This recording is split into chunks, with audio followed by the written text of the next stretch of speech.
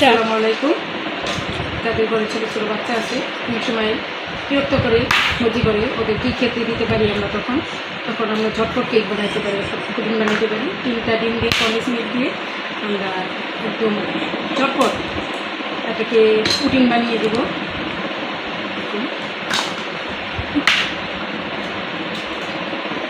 Condense milk দিলে চিনি দেওয়ার প্রয়োজন হয় না।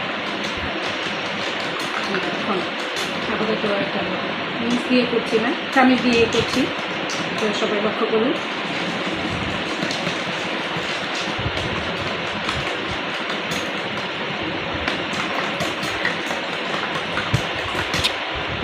পুরোপুরি ফুটিয়ে নেব।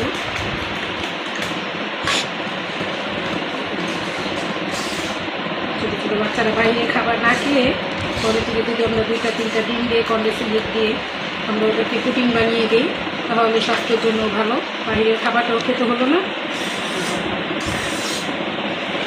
স্বাস্থ্যের ঝুঁকিও রইল না। আমরা আজকে এই পুডিংটা বানাবো চুলায় না, আমরা এয়ার ফ্রায়ারে বানাবো।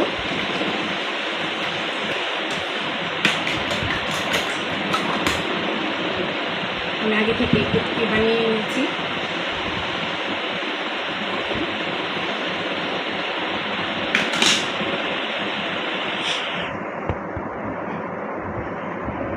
কোনো লাঞ্চ থাকবে না।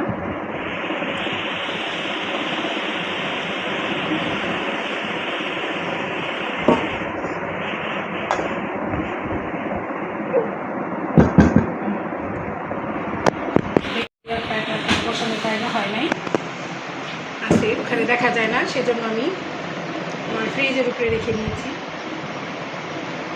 ঝটপট বানিয়ে নেব।